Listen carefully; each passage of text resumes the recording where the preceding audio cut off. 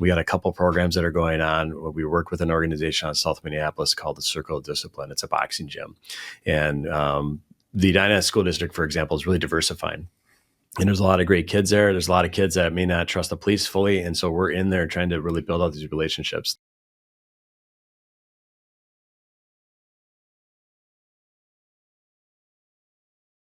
Today on the Curious Builder podcast, we had Todd Milburn in, the chief of police for Edina, and it was a great interview. We cover all kinds of different topics.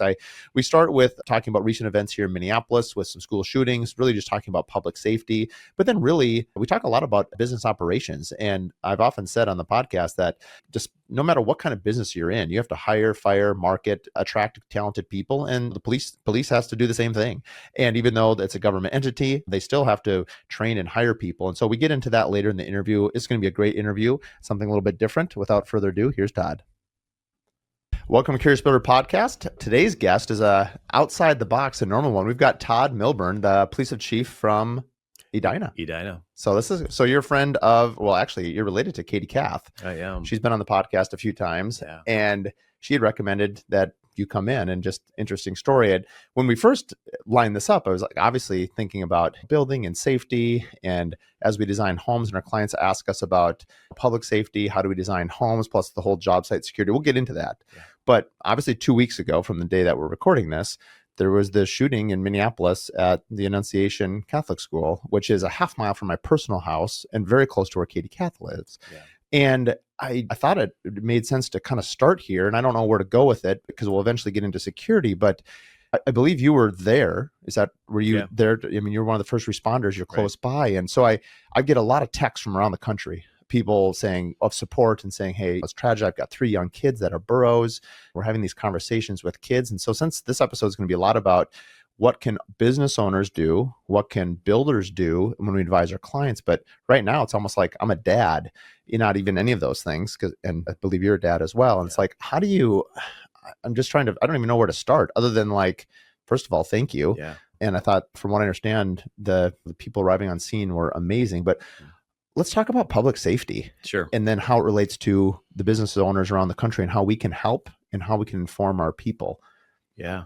Yeah, absolutely. Well, thanks for having me. I appreciate it. A little bit of background on me, just to kind of do some level setting. I worked for Brooklyn Park for about 29 years total.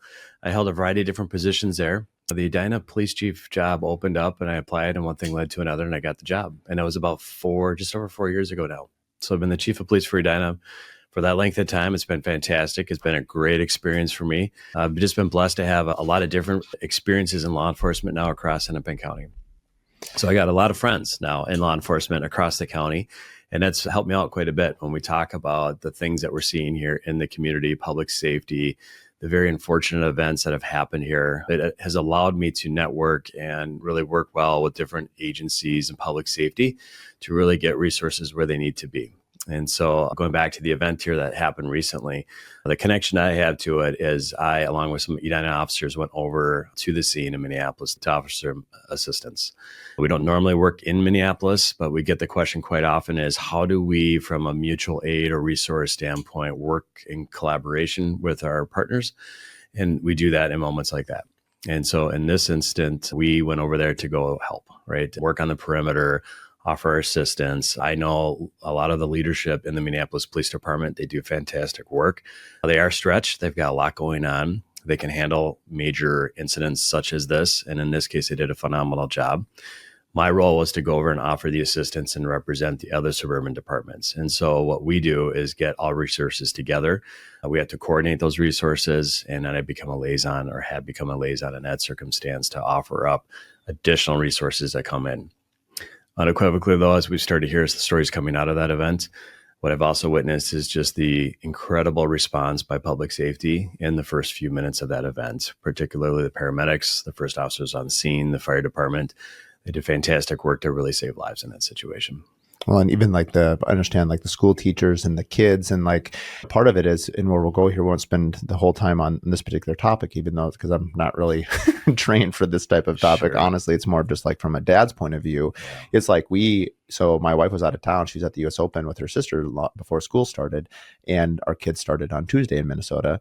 And so May is 9, Simon's 7, and Tate's 5 is a kindergartner. And so the boys, I feel like kids are so resilient, probably more so than parents. And sometimes they don't know what they don't know. And so we thought as a family, like, we're just going to sit down and talk about this. We didn't want them to hear about it on the first day of school, because the kids would talk about it and just kind of go through them, and you're answering their questions. And kids are beautiful, like in the way, I think as a parent now, I'm speaking more like when they ask questions, you try to break it down to as simple as you can. And like, it's a complex issue, but in some ways it's very simple. Like, we are protecting the lives of people. Like right. That part's very simple. Right. How we get there and all the things that go into it are way beyond my understanding. But it's interesting when you're dumbing it down for children, like it becomes really simple for adults, or for me. So it's like, and it was really interesting to hear my kids ask certain questions, like where it went. And anyway, where to kind of transition into building and businesses is, I've had homeowners many times sitting at this table, probably not this one because we're in the podcast studio, but the one downstairs, and where people will say, hey, we're interested in security, or I'll bring it up. It's part of our AV technology package. And we'll say, okay, so it's pretty common now. We have the doorbell rings in the front, or we have a few cameras, things like that. And I've always had there's two parts of security. One is like during the construction, it's kind of my insurance and it's kind of my issue. And we've had tools robbed off the job sites, most builders after a while. And I'd love to talk a little bit about that specifically. Sure. But as it pertains to clients, they're paying us to build them a beautiful home, regardless of where it is, whether it's in the city and whether it's Edina, Orono, Minnetonka, doesn't matter really. And they're creating these safe moments for their children. And I've been told before that the two biggest deterrents, I'd love to know if this is true or not, is a light on at night and a dog. That those were the two biggest deterrents. And I'd love to know if that's true or not before we keep going. Is that, I mean, that would be my recommendation as well. Lighting is number one for me too. And so the more that you can provide lights, well-lit areas, people do strange things at night and they like that cover of darkness to do things.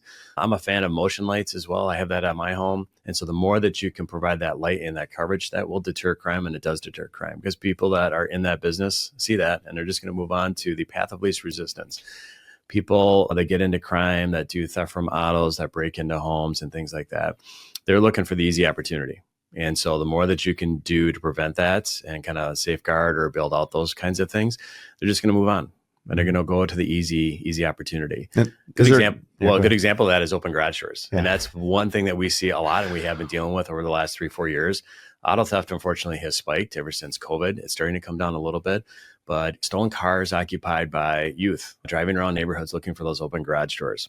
We've seen that in Edina. We've seen that across the metro area. And they will drive by and they will look for that open garage door and they're looking for a new car to steal. And so they know if they walk in, and the second part to that is people will leave fobs in their cars. And that's another thing that we offer up from our prevention side is stop doing that, please. Because somebody will go into that car, open up the door handle. All I have to do is press the start button, and they know the fob is inside, and they are off and running in less than 30 seconds, and they're out. And that car is now being used to promote future crimes, move around the metro area. It typically doesn't last long because somebody that steals a car knows that the police eventually will catch up to them.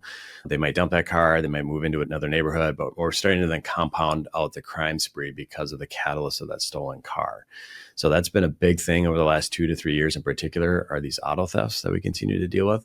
And we continue to offer the prevention tips to try and kind of solve or reduce that, because it is a partnership. We'll probably get into that a little bit later on between police and community. And so how can you get the word out? How can you promote that relationship or that partnership to really get the word out and then start working in these preventative approaches, like such as just keep your garage door closed? It's so much of it's education. I mean, right? I mean, because I don't think you specifically, Todd, Milburn, could control whether someone closes their garage or not. Right. But from an education standpoint, if you take away the easy things, and it was going to show up later, but it actually makes sense now. Like if right now I have a mouse problem and a chipmunk problem at my house, I don't know what it is. I had no idea that this was a thing. So I called some pest control agencies. I was out of town and my wife said, hey, I found a chipmunk in the house. And she's like, and she was super calm about it. She took it out. It was like somehow made its way into the garbage can. I'm like, how did it get in? Well, we figured out where it did. But I guess chipmunks are notoriously difficult to trap or get rid of. Yeah. They must be really smart. Yeah. Anyway, long story short, I've got 3 or 4 of them now. But anyway, where I'm going with this is where there's food, there's opportunity. That's right. And they're not going to come into the house if there's not opportunity. Right. And I get calls from past clients all the time that'll say,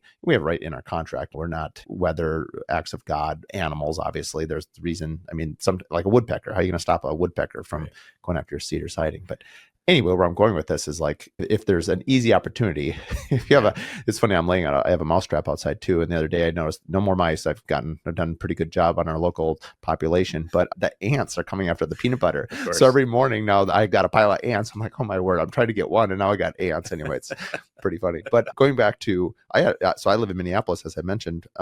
I leave early in the morning to go running, and I must have left my garage door open the night before coming in from hockey or something, because I always usually watch it. Now I'm paranoid. I always watch it. Well, long story short, my garage was open. I had a beautiful bike, and it's funny because I have a very expensive road bike with clip-in pedals and a racing bike, and then I have a normal commuter. They didn't steal the $7,000 bike. They stole the $2,000 bike because they probably couldn't pedal the other one, which was just sort of funny to me. Yeah, and I actually saw the bike that they rode in on ditched in the alleyway. And it dawned on me after I took my kids to school. I was like, wait a minute, why is that bike there? And then I noticed my bike was missing. That's right. Anyway. Yeah, I see that all the time. Yeah. Yep. Dump a car, dump a bike, move on to the next thing. That's right. So anyway, what about, I was just thinking, we're designing a home right now, and lighting control, security, having everything tied into apps. I mean, obviously it's pretty normal, your doorbell, but like cameras, things like that. There's a lot of notifications. I mean, just go after garage doors. You can work with your AV provider and simply, even just something simple, it'll notify you if your garage door is open or closed. That's right. I mean, even like as your kids get older, knowing like, hey, did they forget to lock the door, or those kinds of things. Exactly. So I'm a fan of the Ring camera as an example. I use that personally because it is so functional, and it makes it easy for me just to take a look on my phone and kind of see what's going on, to get those alerts, to set up the alarms, just to check in on kind of things. Activity, the recording of video is key for me. I'm not particular to any particular company per se, but alarm companies are fine too, but there's a delay sometimes too. So, right, the alarm goes to the alarm company, it takes them a little time to assess what's going on, and then they put the call into the dispatch and 911 dispatch center, so there can be a little bit of a delay. I like the quick access to see what's going on my phone, and then I can make my own informed decisions about what's going on. So that's why I'm a fan of the Ring camera as an example. Security cameras and systems are important. What we like in law enforcement is to capture the video, because for us to solve crimes, what we like to have is evidence. And so when we can capture things that are happening, such as the image of the person on your property, the image of the person on your front porch, a license plate of the vehicle involved is super key for us in law enforcement. If we have a license plate of a vehicle, we are off and running. That bridges us or carries into the next topic, which is we'll get into technology, I'm sure. But one thing that's kind of key to this part of the conversation is license plate reader technology. It's been fantastic for us. We got some of that technology installed in the city of Edina as an example, and there's a lot of that now across the metro area. But what that does is that captures in real time stolen license plates that are tied to crimes. If somebody commits a crime in a particular neighborhood and we have that license plate from the homeowner, and we know that information, we can enter it into our database, and then that can spread out to the network. And if that car goes through the city of Mounds View, for example, they have that technology, it alerts to that department. Hey, this car was involved in a burglary in the city of Edina, and the officers will respond to that, stop that car, ideally arrest the occupants if they can tie them back to the crime where it originated. And so that kind of technology is an example. One, we love in law enforcement because it gives us those leads and it gives us that objective viewpoints, and it also really raises our success rate in solving these kinds of crimes. And so the technology across the board really in the last 5 years has really accelerated in really positive ways. But there are things that homeowners can do, builders can do to help us out in terms of that partnership to really leverage the technology that's so valuable to all of us. Transitioning a little bit. Oh, well, I guess let's follow up on this. So You can have fixed cameras, let's say in Edina, that can capture license plate, or are they cameras that are in the police cars as you're driving that are randomly just grabbing data? It's like almost like I'm thinking of Google Maps, like the car that drives down the streets and maps everything. Yeah. Is it something like that? Great question. So that technology that existed in squad cars has been in play for a number of years. And so, right, those are fixed cameras on a squad car that are constantly scanning. The trick with those, though, is that the system has to be on inside the squad car. So in other words, the officers can get busy. And sometimes they have to shut that thing down because they're answering 911 calls. And so it's really predicated on what might be happening throughout a shift. And it can alert to really the things that you want it to alert to, like stolen cars are a good example of that. That's something we always want to pay attention to. So, but you have to have the squad car in the right spot for that to work effectively. So now let's go back to if we have a pattern of crimes in a neighborhood, and where law enforcement agencies are very good and skilled at is looking at our patterns, looking at our data. We have crime analysts that are constantly running through that data and spitting that information out to our command staff and our officers. So if we have a pattern of burglaries in a particular neighborhood, we do all the extra patrol. But to get a squad car with that fixed camera on top of it in the right spot at the right time of the day is pretty challenging to do, along with officers responding to 911 calls. They have to come and go, right? The better solution is to have the fixed cameras in strategic locations. And then you're always in a fixed position. And so when that car eventually comes through the area, it trips and it alerts. And then the difference is that alerts to the dispatch center. And so for us in Edina, we're blessed to have our own dispatch center. We have very talented people that our dispatchers are really good at what they do. But as soon as that alert comes in, that alerts all of our officers in the area to get into that neighborhood, because that particular vehicle, which may have been involved in a previous burglary, or maybe our detectives entered that plate into the system. In whatever case, gets the word out, and gets our officers to the location.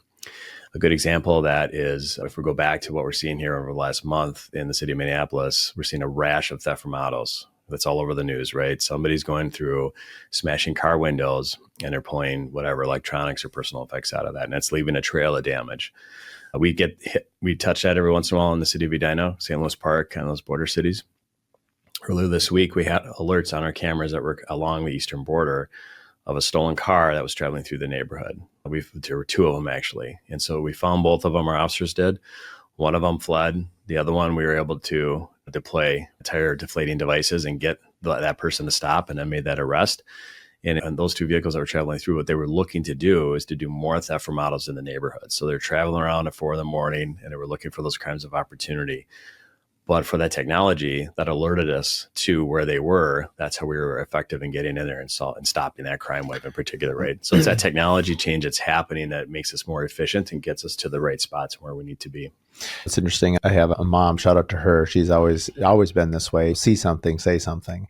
Yeah. And I know you probably know the psychology behind it, that if there's an accident on the road or there's something suspicious, the people around it, the bystander effect, I think is what it's called, right? And everyone thinks someone else called the police, right? But nobody calls the police because everyone else thought someone else called the police. That's right. How often do you run into that or account for people where then people will call and say, hey, something was stolen? I mean, everyone saw it, and then you like, well, no one's actually called us. You're the first. I mean, does that happen? All the time. Yeah. All the time. There's a barrier for people to call 911. And psychologically, people, what I've heard and what I've seen is that they think this is not big enough an event to call 911 and burden or bother police resources or firefighter resources. I hear that all the time. It's a hurdle for people to get past. And what we tell people is never, ever worry about that. The 911 system is set up to handle all kinds of significant load across the system. And earlier I talked about our partnerships with our other agencies or nearby cities on all public safety fronts. We have protocols built in place that we will then send other resources to a spot if the event itself gets big enough, right? So we handle that behind the scenes. So nobody has to be concerned about calling 911. You're not burdening the system. You're not overloading the dispatcher. There's also protocols built in place that we can transfer calls to other dispatch centers if it got to that point, but we're ready to handle that load. So I always tell people, no, absolutely. Anytime you see something suspicious, just call 911. We love it because then we can get out and we can investigate. And that small detail might lead us to a bigger crime wave, might lead us to a bigger case. It might be a key piece of evidence that was involved. And I've had experiences over the last 30 years. The most minor call at the time led to tips and leads to a big complex homicide case we were working on, as an example, right? So you just never know. And it's just important to get us involved early and often.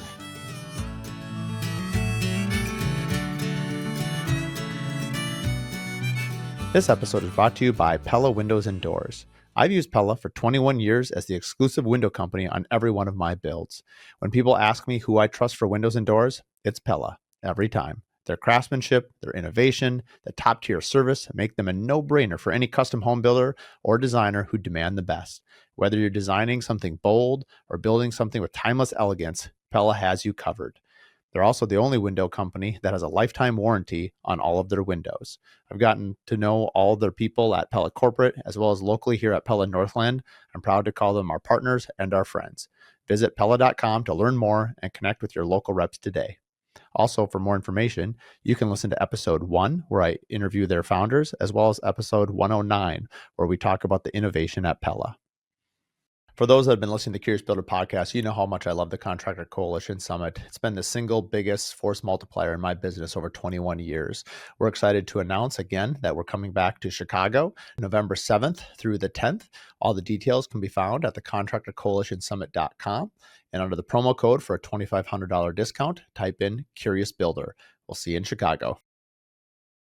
In public safety, we try to operate more like a private business, right? We use our analytics, we do our data dumps, we look at the trends and patterns.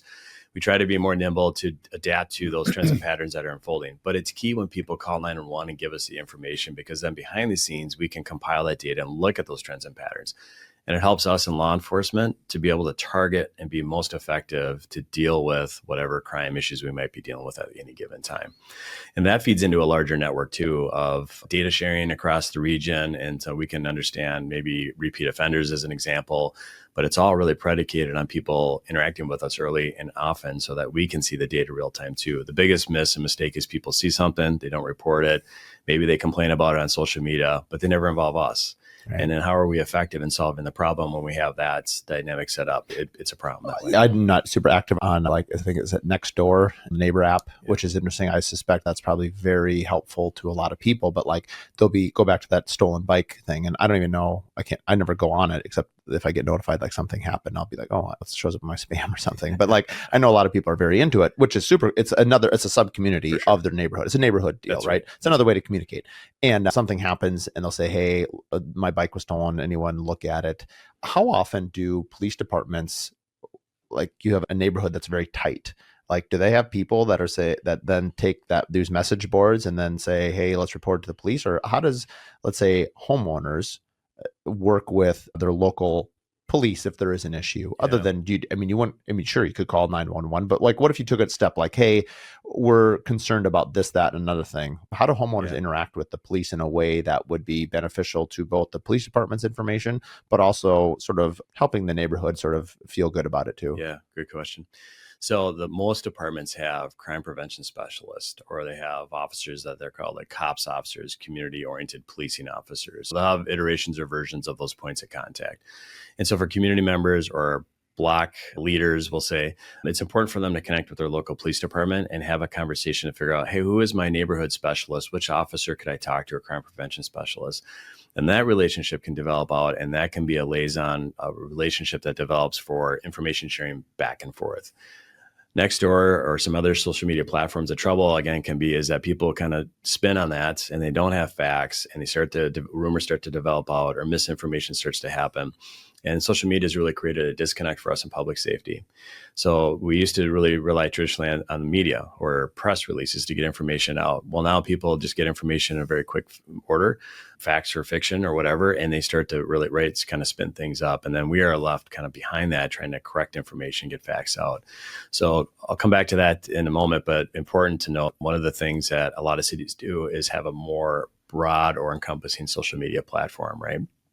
And for us, as an example of Edina, one of the things that we designed is timely alerts through different software that we have. It's called Active 911 as an example. And we are out in the community telling people, sign up for this, because if we have a big event, and a big event for somebody, Edina might be, there was a pursuit, a crash, there were a number of squad cars around my house, and it happened at 2:00 in the morning. And I want to know what that was, rightfully so. Why was there a helicopter flying over my house? The alert system, which is typed up by our sergeants as an example, is sent out through that, and you receive a text. And it's just like 3 sentences to say, hey, there was police activity on this block, an arrest was made, no further action, we're done. And that really satisfies people, because then they can check that off like, okay, it wasn't that big of a deal, but at least I have some awareness about it. That feeds into our social media platforms as well. So we encourage people, sign up for Facebook, sign up for Twitter, because those more important high level things that we're seeing, you can get that information from us, aside from maybe a side social media platform that doesn't have the full facts in place, or it doesn't rise to the level of full-on press release or press conferences. So it's these in-between things that are happening. So that's an example of how we're trying to leverage social media and get the facts out to people in an informed way. That's really smart. It made me think, because like, I don't follow City of Minneapolis. I mean, I read the paper every day, so I get it through the paper. But like, to your point, micro events and the things to relate it to business. And you're right. This is kind of interesting to hear talking about it, that you operate like a small business, in the sense that, like, if you're my client, we use a software called Builder Trend, and every Friday we report what happened that week, what's happening next week, and there'll be like some pictures, like basically good businesses, and we have plenty of place to improve here, but we can either provide you information or you ask for it. But if my client is asking for information, and I mean, if you're holding yourself to a very high standard, you've already sort of failed. That's right. It to a certain degree. I mean, That's like right. obviously you can't predict what you don't know, but like if you give them 90% of what's in there, they either don't know, they don't need to know, but you're at least giving them something to feed on so they feel connected. I have a client right now that's not, to make it business wise, is like they're not fully signed up under contract. Yeah. And so they don't get our full suite of services, but they're sort of frustrated at the lack of communication from me specifically. But my hands are a little bit tied because they haven't hired me either. So I'm kind of, once they're hired, we go into our normal protocol. I only bring that up from the standpoint that if you give people information, especially if you train them on a steady diet, one of our things from a marketing standpoint that, not only Curious Builder podcast, but my other company, Mark Williams Custom Homes, is like, we have a very set cadence. Hey, Monday, Wednesday, Friday, this is what we're pushing. This is what people can expect. You sort of train people to get to understand it. And it seems like you sort of do the same thing for public information. We try to, because people are busy in life, right? We're busier than we ever have been before. So a lot of things occupy our brains and our focus and our attention, social media, whatever, and kids and raising kids and everything that's going on in life. And people don't like to be left in the dark. They need information, and we call it feeding the beast in our line of business, right? You got to feed some information out, and whether it's good or bad, but you got to get some information out so that people are feeling somewhat informed. Otherwise, they're going to fill the gaps themselves. And that brings us back to the maybe side social media platforms. People just need to interact and get information, whether it's factual or not. But we in our line of business try to kind of stop that and at least get some preliminary facts out to the extent that we can from a case integrity standpoint and statutory standpoint. We try to kind of communicate effectively out to our community members. In some ways, it is like a big company. I'm guessing, correct me if I'm wrong. Mm-hmm. So like in a small company like ours, if my team was to post social media on their handle, like I don't need to approve it. Like they're everyone has kind of their own personal brands these days, right? So especially if you do brand deals and things like that. Yeah. But like they're informing people. And as long as it's sort of like in the spirit, it's like, it's fine. I'm also a very open person. But in a public point of view, I mean, you are the police chief. I'm guessing like you are the one that people see on the TV when they're doing a press release on whatever. How does a department like yours handle, you have, because I think I just saw on your LinkedIn profile, you now have more officers than you've ever had, right? You just hired a couple more officers. How many total officers do you have? We're authorized up to 64. We're at 60 right now. So you have 60. And so my point is, that's 60 people out there with body cams, with their own lives, with their own things. How does that work? Can they, I'm guessing they don't have their own social media accounts that can report, that all rolls up to a public relations department? No different than like if you were obviously Apple, like famously Steve Jobs, or like the owner of the companies or their press department. Is it more similar to that than, let's say, a small business like mine? Yeah, it's for our officers. If you're a new officer, you're not too excited about getting on camera. I mean, that's my experience too when I was young, because you're focused on providing good service, answering those 911 calls, things like that, right? So if you throw a camera in front of a new cop, most of them are like, that's really not my thing. So I often joke with my guys and gals and say, we're going to just practice and get you on. We've really opened up a lot of things in our social media platform just to engage our younger officers, because I'm an older guy now. We need to kind of think about how we brand ourselves. What we're always after is rebuilding trust. And we kind of go back to, we've had some major unfortunate events here in the metro area, Minneapolis area, right? George Floyd, Brooklyn Center riots, the active shooters, unfortunately. But in some of those cases, we've not done a good job of building that trust. We've lost a lot of trust. And so law enforcement, we're after that. And so what we want to do through social media platforms is open up and get people to see our officers in a different light. There's a lot of things that are happening in law enforcement beyond just the typical 911 service. We're doing community engagement stuff. We're at the schools. Our school resource officers are doing fantastic work. We're doing basketball events. A lot of community engagement work across the board to go back to rebuilding that trust and really showing people that, hey, you can trust the police here. We're here to help you guys out. It's a partnership, but let's get you to understand us in a different way. So when we do that, it also builds out our customer base too.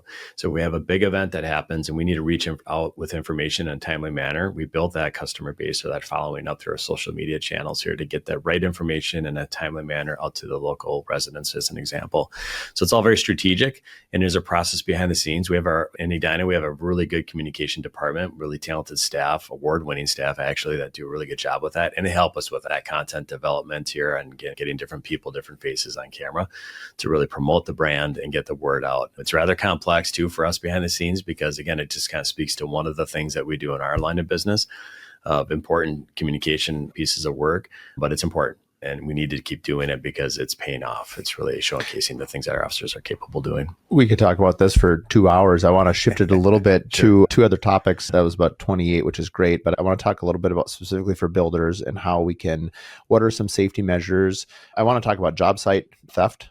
what that looks like, how it's followed up on. Maybe we'll start there and then we'll Okay. end with like clients and like what we should be encouraging our clients to do. Yeah. But so we're building a home. Every builder has had that happen. It tends to be, and this is my guess, so correct me if I'm wrong. Yeah. You've got, let's say, high value metals like copper or aluminum or whatever. It's a smash and grab. I'm guessing they're going to take it to some yard to sell it, to try to get cheap cash, pennies on the dollar. I have a whole series of questions on how that's even possible and what that looks like for the junkyard dealers and things like that, or whoever's reclaiming this. And then the second one would be, I haven't had a lot of theft in my 21 years. I think the few times that it has happened, it has been trimmers tools in particular. The guns are expensive and some of those things, more tools. But honestly, it's like no one's going to come in and lift a 1,500 pound refrigerator. I mean, like, good luck stealing this $10,000 refrigerator. It's too heavy. It's just too unwieldy. It seems to be, and I'm guessing, correct me if I'm wrong, most of it is probably, quote, inside jobs. I mean, there are people that already know it's there. It's maybe someone on a crew, a bigger crew, or someone told someone, hey, this stuff is here. Because like, I just can't believe that someone's just randomly driving by one of our homes, somehow gets into the house. Like, how did they get in? Sure, someone could have left the door unlocked, but they probably had a code to get in. We have lock boxes in all our homes. Walk me through some of those that are common things in terms of building, because all builders have had this happen to them. Yeah, for sure. Yeah, it's a thing. It's throughout my entire career, I've dealt with it or seen it happen, right? And so when you get into new construction of homes, right now, I would say particularly in the last 3 years, what I'm seeing is workers are the victims of theft from autos. And so we're seeing a lot of workers on site leaving valuables in their personal trucks, personal cars.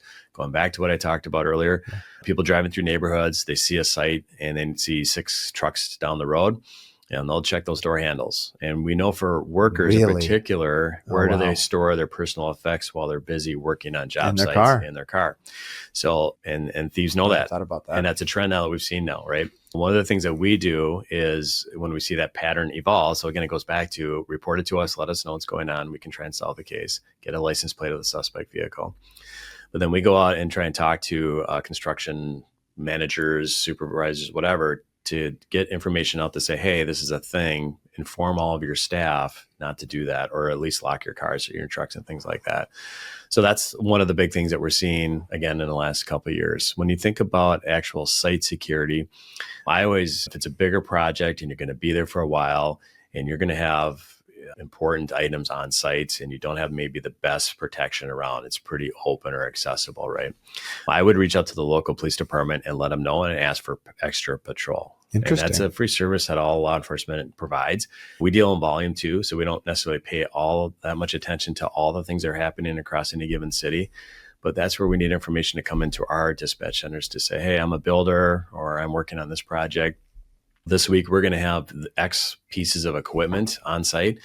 Would you mind just letting your officers know and then just providing some extra patrol in our neighborhood? Easy for us to do that. We love to do that kind of a thing, and that's no problem. We've got a house in Deep Haven that's, literally 400 meters from the police station or from the city hall where the police are, which is sort of funny. I just wrote that note because I'm like, because obviously if you say, hey, this house is going to be built for a year, it's hard to say like, oh man, for a year, that's a lot. Yeah. But if you say, hey, next week we're delivering $100,000 worth of appliances, more of a heads up. We had a good example of that a couple of weeks ago. The library in Edina is going to be demolished soon because that's being redeveloped in that area. And so we were contacted to say, hey, heads up, we put a fence around it, but provide us with some extra security. They put a temporary alarm in there.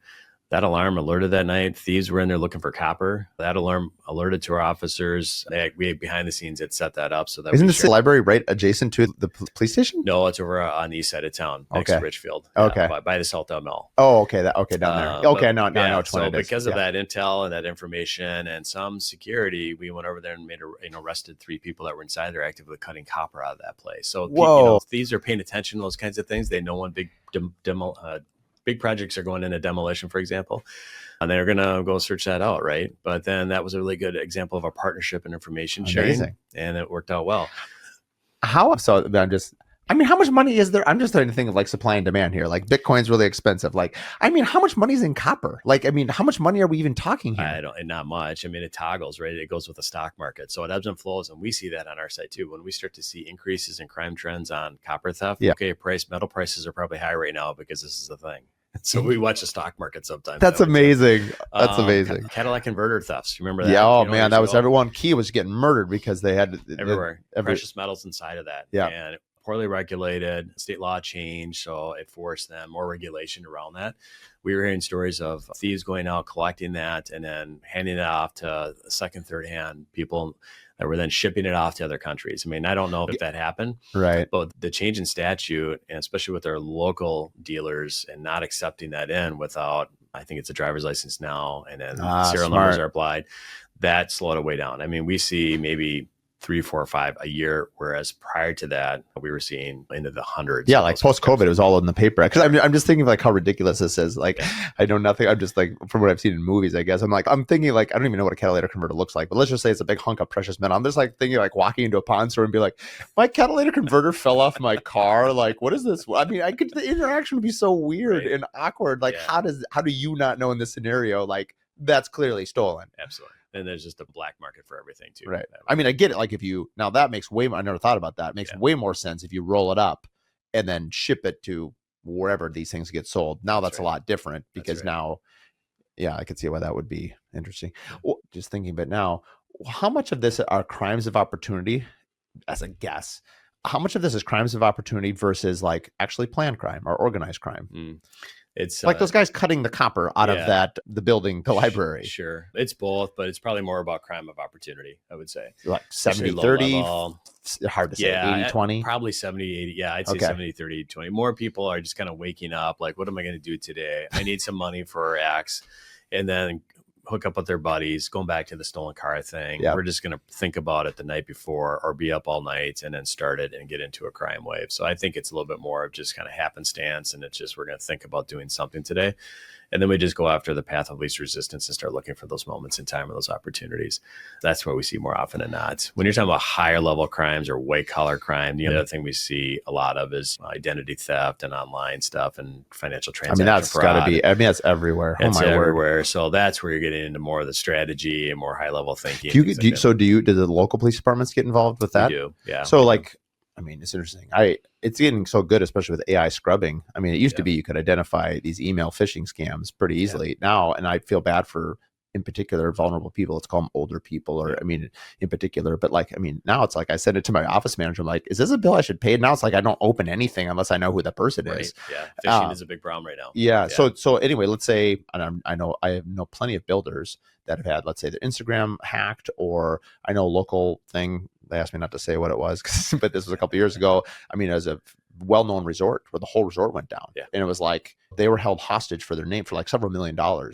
And they said, basically pay the ransom. I wasn't planning on going here, but now I'm really interested in the question. So like pay the ransom or basically reboot your entire website from scratch, because that's the only way to really con it. And the pros and cons, as it was explained to me, was if I pay this ransom to who knows who this person is for a couple $1 million, which is just a lot of money, I don't know if they're going to have a back door into it. Like, is it even secure? Right. Have you been involved with any sort of ransom stuff like that from a cybers? And like, not directly, but City of St. Paul just went through this 3-4 weeks ago, where they had that cyber attack, and it took a lot of things offline. They had a lot of public awareness about it. They spoke a lot about it.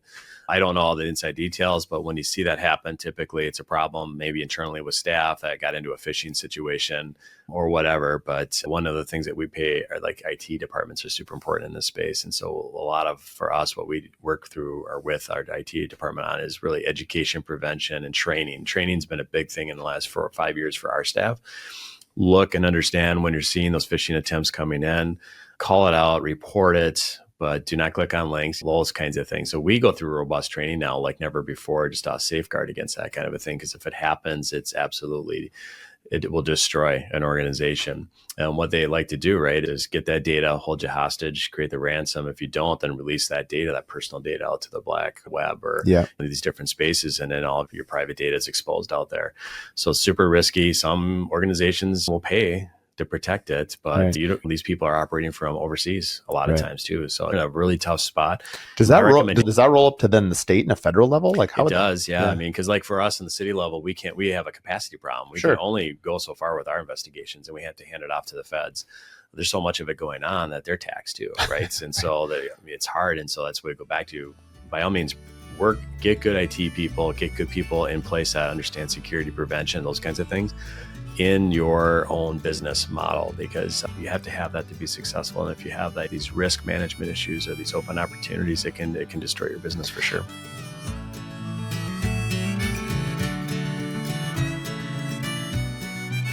This episode is brought to you by Adaptive. If you're still chasing checks and juggling spreadsheets, it's time to upgrade. Adaptive is revolutionizing how builders get paid with AI-powered bill pay, automated draws, one-click payments, and built-in lien waivers. Faster payments, fewer headaches, and total visibility. Adaptive takes care of the back-end chaos so you can focus on what you do best, building. We've used Adaptive for 2.5 years and trust them to keep our projects moving and payments flowing. Learn more at adaptive.build and simplify the pay process today. For more information, you can also listen to episode 10 and episode 15. Going back to the house, so you've got crimes of opportunity, stealing the copper wire. We've had tools stolen on job sites. I would suspect that most of these go unsolved. Is that fair or is that hard to say? My share, our ability to solve cases has gone up quite a bit. Our clearance rate for us in particular is really high, because it goes back to our ability to leverage technology. And so it really depends, again, if we have like a good license plate or a lead. We have really good detectives that solve crimes. I bet a lot of people don't. So I'd love to know the sequence of this. So like, let's say I have, my trimmer calls me, he goes in at 6 o'clock in the morning and says, hey, my tools are gone. It's been broken. Or my trailer. And we don't usually, most residential builders don't have cameras on. Some of the real high-end homes, of course, and commercial, of course, would. But let's just say remodelers or things like that. So I called the police and say, hey, just want to file a report letting you know that $10,000 of tools or a trailer was removed. Right. What happens after that? Yeah. So the responding officer gets out there, takes a report. He or she might do some preliminary work with it. If we have a license plate information, we'll run that plate and we'll see where it goes. Again, going back to like our license plate reader cameras that are kind of spread out throughout our city, we'll go into that database and see if we've had any cars, if that camera was located near where the site was or where the crime occurred. We'll go into there and see, hey, what kind of cars came out of this block, for example. Because you would be able to triangulate, hey, they left the job at 5 p.m. Yeah. They came in at 6 a.m. So there's an 11-hour window that something happened. That's right. So we'll take a look at that, and then that might provide us a lead. That might provide us with a make and model of the car. If we were to get a license plate, then that would at least give us an address of where that plate or that car is registered to. So then our detectives might go out to that area, to that address, and do some follow-up and see where that might take us to, right? So it goes back to the strength of having some of that early information that'll take us in that path. So now kind of carrying through that call through though. So reports made, it'll be referred to a detective, depending on the city, how busy they are or not. Like Minneapolis has got a lot going on. If there's a good solid lead, you might get a detective that would follow up on it. If you don't have any good information to follow up on, it would just kind of rest in the filed reports and then go inactive and then not get followed up. So basically, as a data, would that be going back to your data analysis? So let's say it just stays there as a data point. That's right. And then let's say a year later or later in that job, I mean, it seems unlikely to me that if you had a robbery at a home, it'd be crazy, but it seems pretty unlikely that would happen again. Yeah. Right? Am I wrong in that? No, you're right. Yeah. Because it's kind of like rare. Again, people move on to different areas of the metro area. So it's usually one and done and moving on. So that's more often what I can just tell you what a few things that we do. I mean, we try to get, obviously, like right now, we have a home right now where the windows are going in next week. So right now there's holes everywhere. So security is an illusion. I mean, what are you going to do? There's nothing you can do. It's plastic over the windows. Right. We actually do have, I told my project manager, go to Home Depot and get the signs that say this house is under surveillance with video camera trespassers. It's like, we don't have any cameras there. It's just simply like, whatever. Maybe we'll see. And it's funny because my designer lives down the street. She goes, I actually went through this weekend with my husband, and she's like, I took one look at the signs. I'm like, yeah, he doesn't have cameras. I was like, yeah, you're right. But I just thought that was funny. She knew me. She is welcome to come to the house anytime. What was I going to say? Oh, but obviously we put call doors on. We have a lockbox, and a lot of times we've heard of like, hey, a disgruntled past employee or somewhere down. You hire I won't stereotype a company. So you hire a company, and someone in their company would say, hey, there's this opportunity. Come in. That seems more like a likely scenario than someone just driving by and walking into the house, in my opinion. Yeah, happens all the time too. And for us, if we get that information, like, hey, I suspect this person because they had access to information or might have been tipped off, that'd be enough to prompt our detective to go and do some follow-up and have a conversation. Yeah. And from a case solving standpoint, we have to prove a case beyond a reasonable doubt. So if we have a suspect that we think and we sit down and do an interview, nobody has to talk to us. We have strategies behind the scenes that we'll work on. But if we get into a Q&A and start talking about stuff, a lot of people confess to things too. And that's another tactic that we use in law enforcement to try and solve a crime. So in law enforcement, we need the starting point of a police report filed. It can take us into a number of different areas and opportunities. Not every case is the same. They're always unique and a little bit different. And so that's why it can be complex, but interesting work too, because it always takes you into unique different areas that you're not maybe anticipating. Interesting. Let's shift a little bit to I'm sure there's things I'm forgetting there, but those are the common ones that I've experienced. Yeah. And so, I mean, we're doing a lot of them already. I like the idea of giving the local police departments sort of a heads up on like, hey, we're especially staging like towards the end of a project where the house is Well, let me ask one question there. So like we have in Minnesota, we have the oldest tour in the country, the Parade of Homes. We have the Artisan Home Tour. We have all these things. Now at that point, the house is finished, done. You're talking about several $100,000s of maybe art, furniture, all kinds of stuff in the home. And people would know, hey, it's on tour. Nobody's in this house. Right. They could talk about casing it. You could walk through as a prospective buyer or whatever and just walk through the house. That's right. How often are we seeing, is that common that people would break in? And what are people stealing? It seems, again, I'm not sure what they're stealing. I can't think of a case recently where we've had that circumstance develop for us. So it's pretty rare, I think.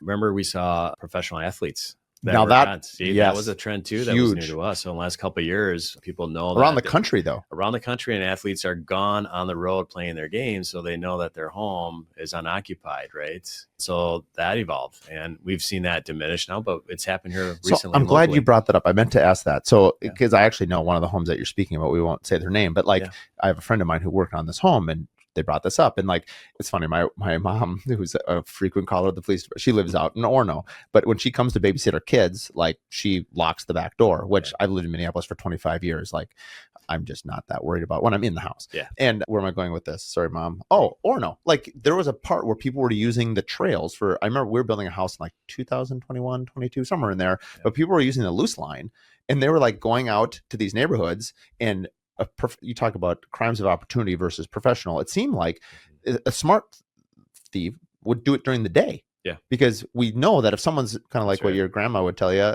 somebody that's so funny is coming to all this, it's old knowledge, like, hey, nothing good happens after 10 o'clock, like those kinds of things, right? It was like totally true. Yeah. Like if someone is driving around at 3 o'clock in the morning, like if I'm a police officer, I'm like, okay, right. They're not going to the hospital because Fairview's right over here. Yeah. You're doing circles. Something's up. Exactly. Anyway, tangent. So like, I don't think city, sure, we have more people. So based on demographics, more people, you're going to have more likelihood. But I don't think whether, correct me if I'm wrong, whether it's rural or metro, I think the opportunity is still, people still have to think about security, in my opinion. Absolutely. And like rurally, so people are taking the bike pass out to Orono, right? Yeah. And they were robbing homes during the day when people were gone. They knock on the door, and COVID ruined all that because everyone's at home. Right. Right. Anyway, what's your thoughts on kind of that? Well, as you see the spread of population across the metro area, I think people on the fringes or on the outside of the inner metro area are kind of stuck in a little bit in the 80s mindset. Like I can just leave my house open and unlocked. That's how it used to be forever. Go back to our grandparents, right?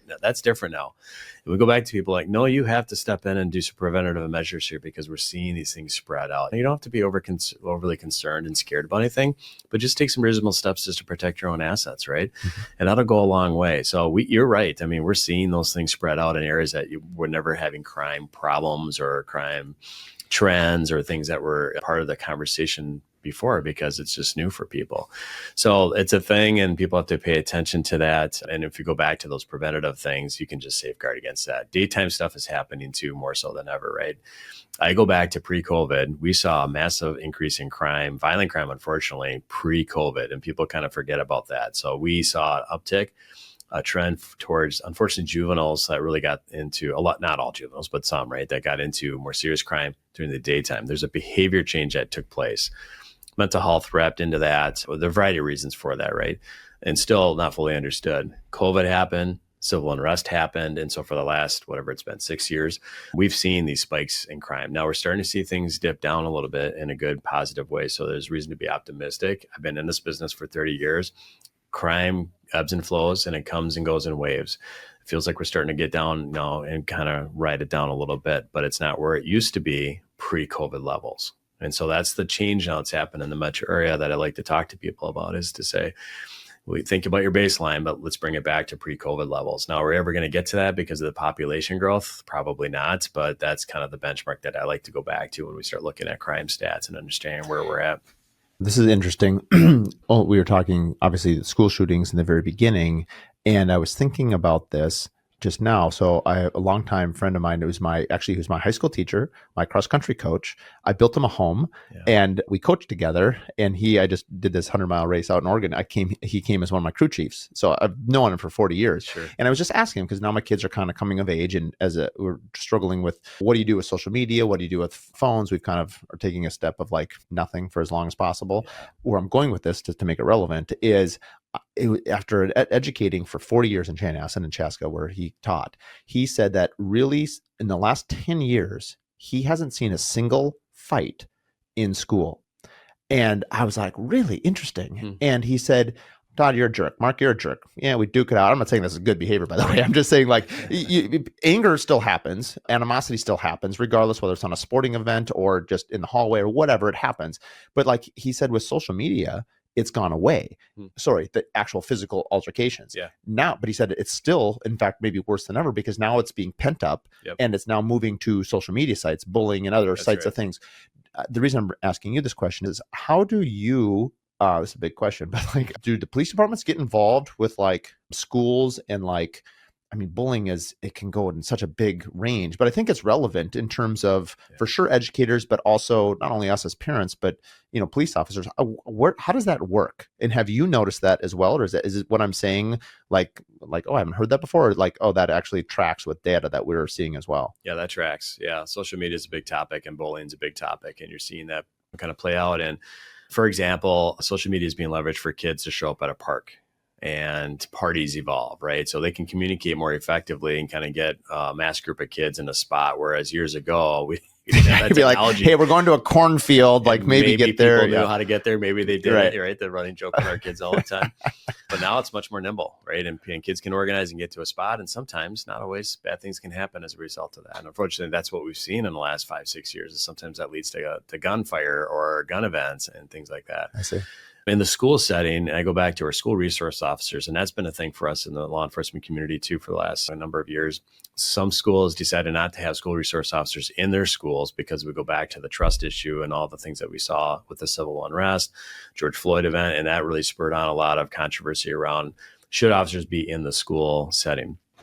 We think that's very valuable, because when we get back to these kinds of things about social media impact, bullying that's happening, the quick kind of communication with law enforcement, that's where those school resource officers are embedded and can have dialogue, and do have dialogue with kids or evolving patterns, and working with school officials to help with preventing things from happening, right? Building those relationships, understanding what might be happening here too. So it's really that 2-for-1, that relationship building that takes place in the school setting.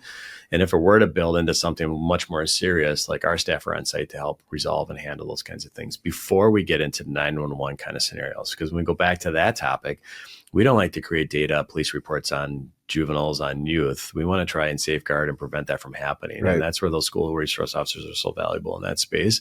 And then going back to building that trust as well. That's what they do, right? So it's not just like law enforcement stuff. It's actually, they're doing events, they're jumping in with kids and stuff. And so all that's kind of centered and geared around, like, how do we help kids with the brain development, the distractions that they're going through, the COVID, the back end of COVID. We know from a mental health standpoint, a lot of these kids are really struggling, trying to kind of figure out their lives on the back end of really big events that have happened. Yeah, it's interesting. Sorry, all these questions are piling in my head. I'm trying to sort them all through because I have so many now that we're never going to get back to the homeowner and security of architecture, but we'll get there. One of the questions I was thinking about, let me see if I can grab it again. I fleeted it out. Oh, I think back. So I don't know, is DARE still a thing in schools now? Yeah. So I mean, I remember when it kind of came out when I graduated in 99. So this is, as I recall, late 80s, early 90s. I remember Officer Norm coming in. I still remember him. And like, where I'm going with this question is like going back to the school trust and like seeing kids. Yeah. At what age in children? Because like, and the reason I'm going to make this business relation is like, if I get into a conflict with a homeowner, I always like to meet in person because I want them to know, like, I'm a person first, right? I'm Mark and I have a family. I'm a human. Like if it's an email, it becomes a little more sterile, and it's like conflict resolution essentially is where I'm coming at. And every business owner has to deal with this. And like, if we can start by just saying, hey, Todd, Mark, like, I know we've had a difficult situation on this house, but let's move through it. And like, usually if you can appeal to people's humanity and make it about real people, it just simmers the pot down, in my opinion. Where I'm going with this is, at what point and what age do kids sort of lose their allurement of like, police are awesome, fire trucks, I can't wait to sit in this fire truck? Because like my kids right now are just like, wherever we see it, like we go to eat at Wiseacre all the time, and it's right across from the Minneapolis Fire Department. It's like, I'm not sure we can get through a breakfast, but we're walking across the street looking at the ladders for the 800th time. And but they love that. But like, is there an age where that kind of that innocence, or like that's just really cool and I'm interested in it? Like, where do you see it shift? Is it an age thing? Is it a demographic thing? Is it How long is your podcast? We can go on for quite some time. Well, let's just keep rolling. Okay. Yeah, I don't care. If people don't like it, they can tune out. I'm interested. So to answer your question first, like 5th, 6th, 7th grade feels like kind of that area. DARE is really intended to be around like the 6th grade kind of level, because it captures the kids and the development, and it gets them kind of the preventative stuff before they might get themselves in trouble. DARE programs are scattered around. A lot of districts are coming back like, we just don't have the time and the space and the capacity to run that because our time is limited. And so DARE programs have been squeezed out a little bit, which makes sense. That's fine. So for a lot of what police departments are doing is kind of bringing in different kinds of initiatives, different types of programming, really to interact between police and kids, right? So for example, for us, we got a couple programs that are going on. We work with an organization out of South Minneapolis called the Circle of Discipline. It's a boxing gym. And the Edina School District, for example, is really diversifying. And there's a lot of great kids there. There's a lot of kids that may not trust the police fully. And so we're in there trying to really build out these relationships. The Circle of Discipline, we bring them in and we have kids sign up and we bus them over to the gym, and they go through a little bit of boxing, but it's more about training. It's more about mindset. It's more about youth development, leadership, all those kinds of things that are built into that curriculum. And our cops are tied into that. And then we have other non-sworn people tied into that as well. And then we bus them back and then go to school. So the school loves it because the kids then get all that friction and all the physical kind of beat out of them a little bit, not beat out of them, but just get the physical activity going so that they're a little bit more rested and focused throughout the school day. It gets our cops involved. And then we've got youth that come up to our cops in other spaces like, hey, I remember that you participated in this event. It's good to see you. And they get to know each other on a first name basis, right? So that's an example of like different types of programming that we're trying to embed and just get involved with. We're not trying to overstep our boundaries, but we're always approaching school districts. And in Edina, we have a great school district because we have our own school district and we have a really good relationship built up with various staff across the district. And so it makes it easy for us just to intersect and have these kinds of conversations and be open-minded about what else can we do to build up things. Another example I'll give to you on that one is like there's a lot of good, talented kids that are working or living in a very challenging environment, but they've got a lot of good ideas, particularly for us in police work.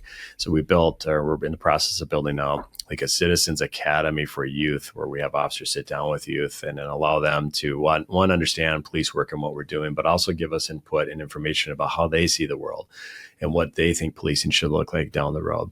So again, that's building up kind of that FaceTime that you talked about earlier, and really opening up the doors for good conversation about what does the next 10 years look like. And then we also have a side kind of approaches to, like, I like to recruit kids because in law enforcement, we're really challenged with trying to get good quality candidates into law enforcement. That work still continues. But we got to find kids younger that might have an interest, but don't quite understand what law enforcement's about. So it's a recruitment opportunity for us too, to really get kids to think about this career path down the road. This is, we're hearing you talk about it is so much more relatable than I thought it'd be in terms of like owning a business. We talk all the time about and this is true. This is the whole point of the show, entrepreneurship. You're hiring, firing, marketing. Those are all the things you have to do too. All time. And so I have a good parallel question here. Stay tuned, audience. This is a great question, if I do say so myself. So one of the common perceptions right now, so I'm going to be 45 next week, and I'm, let's call it middle age for building or whatever. But like the reason I'm bringing up my age is like plumbers. So right now it's very common that for every 7 plumbers that retire, a master plumber, only 1 is taking this place. Same as HVAC. It's a very common theme that we hear in construction. And so there's multiple places that we're going to have to go for this. AI making our jobs more efficient, modularization, pre-built homes, prefab, blah, blah, blah, blah, blah. Honestly, I want more women in the workplace. Everyone's fighting for more women because I think they're really organized. They're great. And guess what? As a home builder, who makes all the decisions in the home? It's our women client in particular. Right. So I want more of them in construction. Where I'm going with this is opportunities. I feel like the people that I talk to, granted I'm biased because I'm literally interviewing people who have interest in the build. I feel like there's actually a great surge of young people right now. They're not ready yet. They're in their 19s and 20s. They're listening to podcasts. They're much more open-minded than I think people give them credit for in terms of like interest of owning businesses and things like that. That's right. So sure, we're probably in a 10-year low window for who we can hire, as we have a great exodus of the baby boom generation and the whatever generation it is below it that is sort of leaving construction. Yeah. Where I'm going with this is it relates to to police is after all the social unrest that we had in the 2019, 2020, and whatever these different milestones that we've had here specifically, it seems like the narrative that what I would read in the paper is like, we don't have enough officers. There's no one to hire. It seemed like the message, take out the word officer and construction worker, it seemed like the message was the same. Yeah. Someone was either retiring or the budget wouldn't allow for more of them to be hired.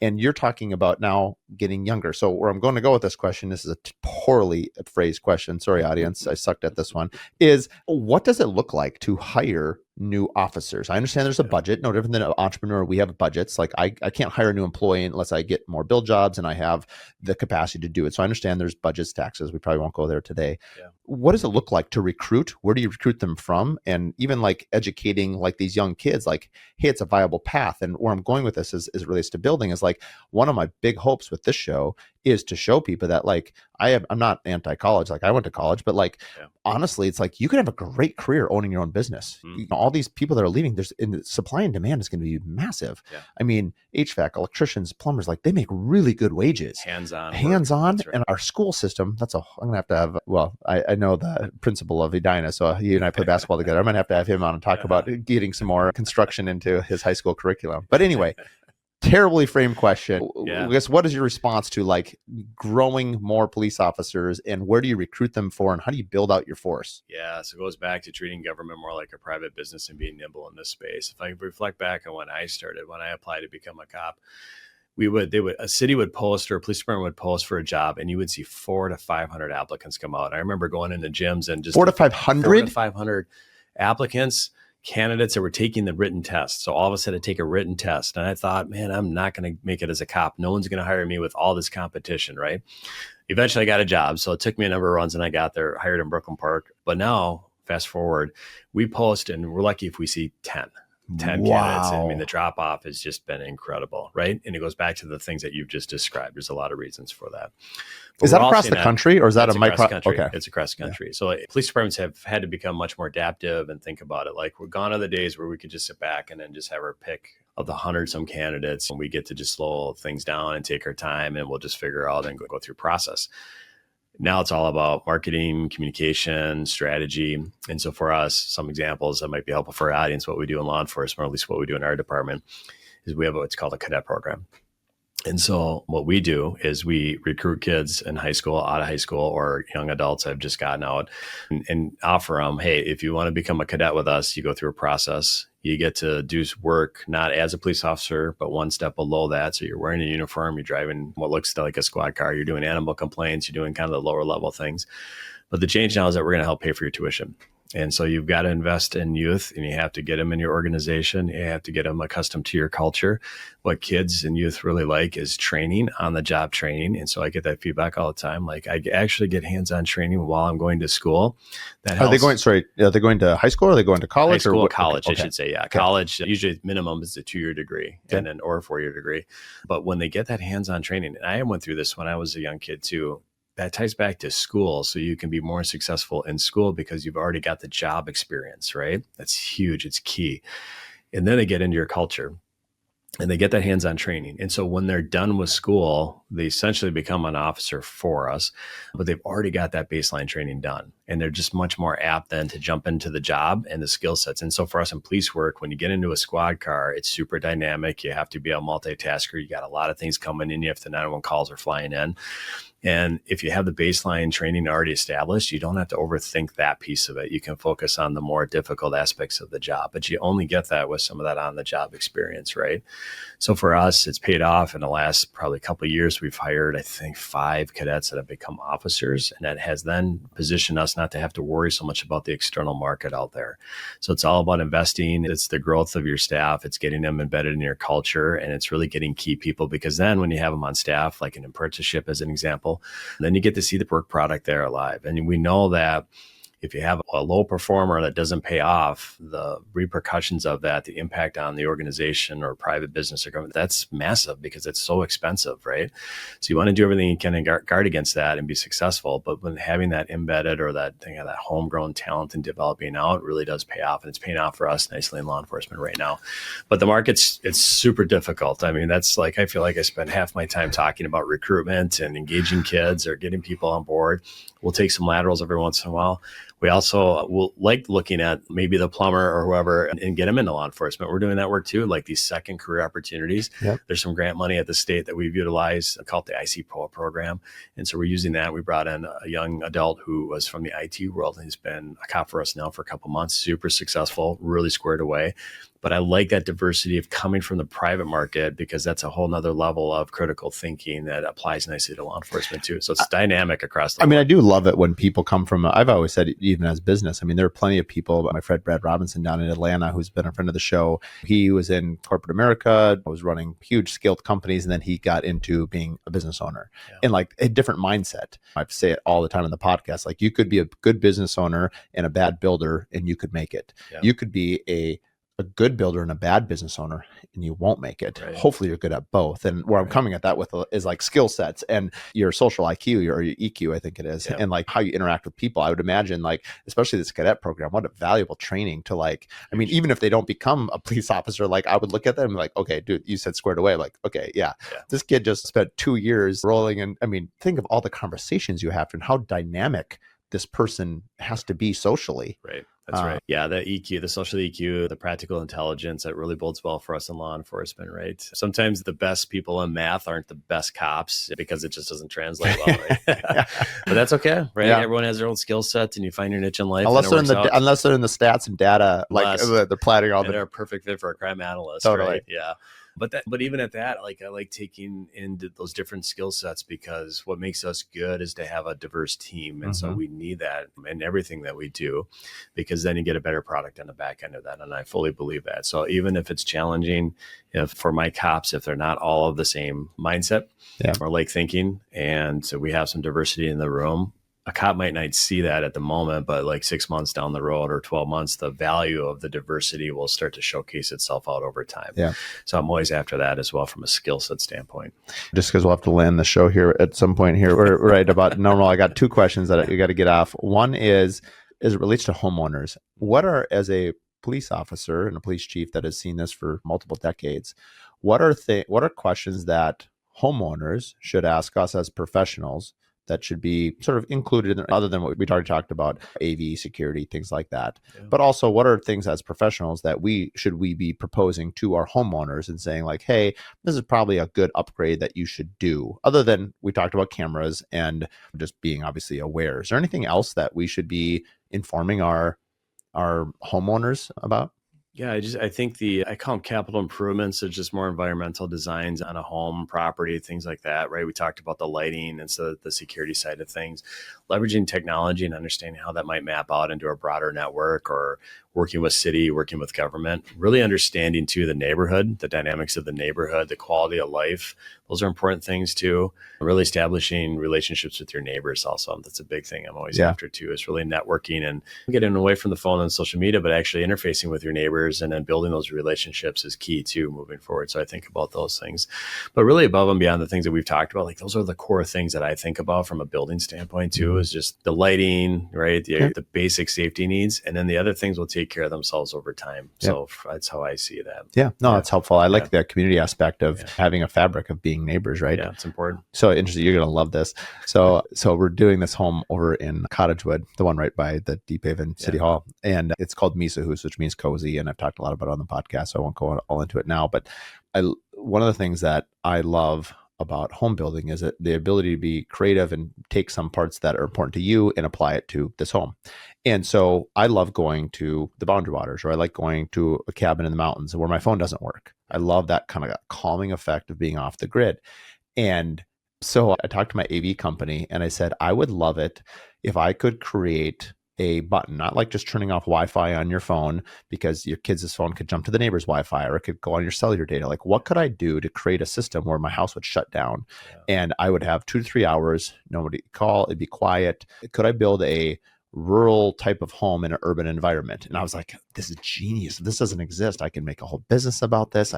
And so anyway, so she said, well, let me get back to you. So she talked to one of her security people, and the security person goes, who is this builder? He sounds very suspicious to me. And he's like, what he's asking for is illegal, because you know what a Faraday cage is? Like, it's a metal cage, you electrify it. It can't receive any signal, so it blocks. I'm sure like NSA or really protected sites probably have off-grid, Sure. all kinds of security stuff. Anyway, I was going at it from like peace with my children, like play games. Yeah, right. And he goes, no, that's police jammer technology. It's a federal offense. And he told, and so because of course I didn't think like that. He's like, yeah, Hannibal Lecter is going to be your clients, like terrorists, like people who want to do bad things. And it's like, who is this builder? And she's like, no, he wants to do this to play games with his kids.